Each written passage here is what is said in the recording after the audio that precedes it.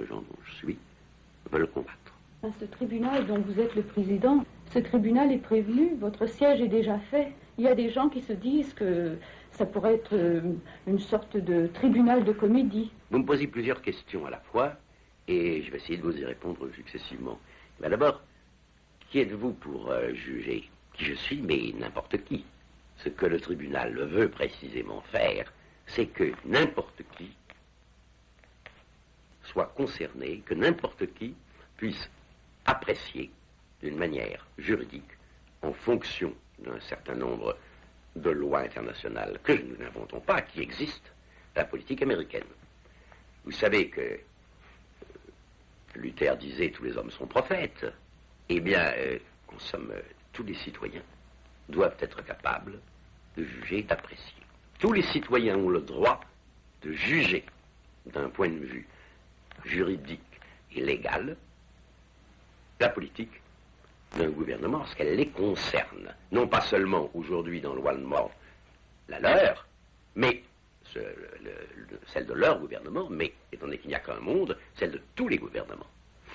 En somme, c'est précisément en tant que nous sommes n'importe qui que nous pouvons apprécier les choses. Ça veut dire, il y a des lois internationales, nous ne les inventons pas. Il y a des lois établies par la Convention de Genève, par le pacte de Briand-Kellogg.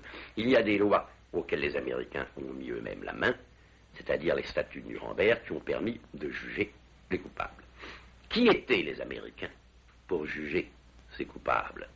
Ils étaient uniquement les vainqueurs, car il est bien évident que si les Allemands avaient été vainqueurs, il y aurait peut-être eu des tribunaux, mais c'est Churchill ou Eisenhower qui auraient passé devant. Donc, la force ne donne pas la légalité. Et ce qui a précisément entaché le procès de Nuremberg aux yeux de beaucoup de gens d'irrégularité, c'est qu'au fond, il était fondé sur la force, sur une victoire. Ce qu'il y a au contraire dans notre cas, c'est que nous n'avons aucune force. Nous n'avons aucun pouvoir. Je vous le répète, c'est ça le caractère des intellectuels. Et nous ne pouvons pas donner de sanctions, nous ne pouvons pas décider que nous allons châtier tel individu ou tel groupe d'individus, parce que ce serait absurde, nous n'avons pas les moyens. Mais ce que nous avons le droit de faire, c'est de dire, vous, impérialistes, qui avez fait des lois générales et internationales contre certains aspects que peut prendre une guerre, tombez-vous ou non sur les lois que vous avez fait vous-même, sous le coup de ces mêmes lois. C'est-à-dire qu'au fond, nous n'inventons aucune loi, nous nous bornons, en tant que citoyens, à voir si ces lois permettent ou non de condamner une entreprise et les responsables de cette entreprise. Ça revient à dire, si vous voulez, au terme de l'enquête, nous conclurons par exemple, ou bien tel type d'accusation doit être abandonnée, ou parce qu'elle est insuffisamment prouvée, ou parce qu'il est prouvé au contraire qu'elle ne tient pas, ou bien cette accusation est réelle, elle est prouvée, il est prouvé que les gens sont coupables, alors primo, nous disons que l'action en elle-même est condamnable au nom de telle loi, et que d'autre part, les gens qui en sont responsables et que nous pouvons nommer, s'il y avait un tribunal que vous dites régulier, mais qui en fait veut dire est fondé sur la force, tomberait sous le coup de telle stipulation qui ferait que la condamnation irait de temps à temps. Ils encourraient une peine qui irait par exemple de 10 ans à la perpétuité ou à la mort. Voilà exactement en quoi le fait d'être n'importe qui permet de faire un jugement plus légal, à la condition justement qu'il ne soit pas exécutoire, que un jugement qui serait fait par un tribunal institué par la force, car dans le domaine international, il n'est possible de faire une jurisprudence que basée sur la force. Autrement dit, le tribunal de La Haye ne fait rien du tout, parce que le tribunal de La Haye n'a pas de force. L'UNO ne peut rien juger du tout, parce que l'UNO n'a qu'un embryon de force. C'est déjà trop, parce qu'il y a des intérêts en jeu, pour permettre une vraie efficacité, mais ça n'est pas assez pour permettre un vrai jugement. Et vous me direz, mais au fond, vous vous mêlez de ce qui ne vous regarde pas, puisque effectivement il s'agit d'une guerre entre les Américains et les Vietnamiens.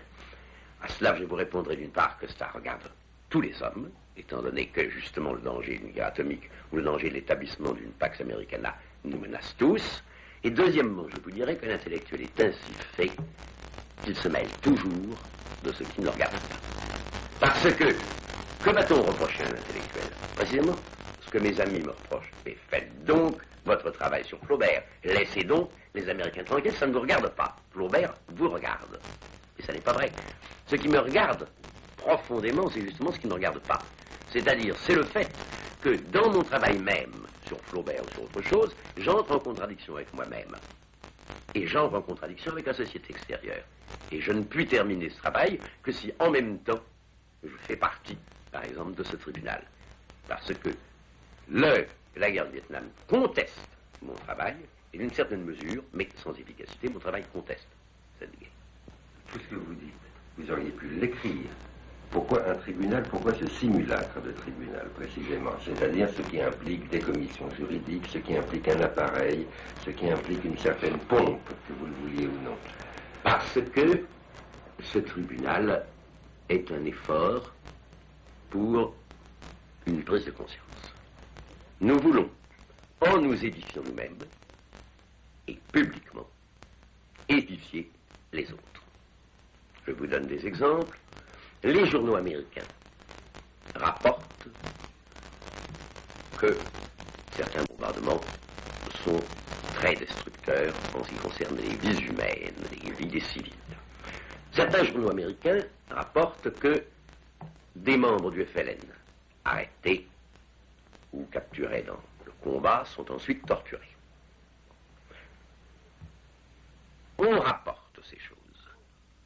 L'opinion publique en est demi-informée, demi-pas. Il faut les vérifier et, si elles sont vraies, les imposer.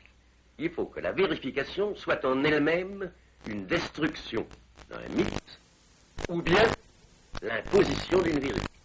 Ce tribunal siégera longtemps parce qu'il faut que les gens qui en entendent parler prennent une lente conscience de ce qu'est la guerre du Vietnam. Et cette conscience, nous ne pouvons leur faire prendre qu'en la prenant nous-mêmes. Autrement dit, et c'est à ça que je réponds à une dernière de vos questions, vous dites nous sommes prévenus. Non, nous sommes radicalement contre l'impérialisme.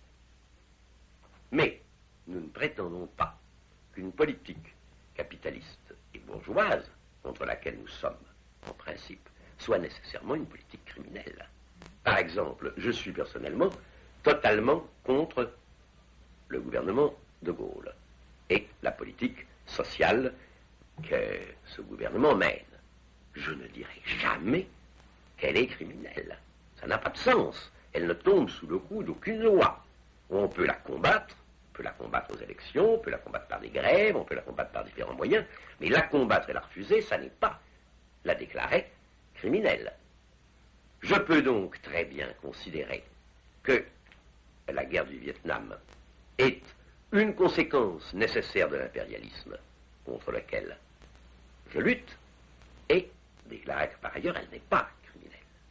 Le problème sur lequel nous sommes absolument sûrs et prévenus, c'est que nous sommes contre l'impérialisme. Le problème que nous voulons étudier, c'est est-ce que ici nous arrivons au moment où l'impérialisme passe du niveau de politique, certainement contre la majorité et pour une minorité, à un niveau de politique criminelle et dénoncé par des lois existant déjà.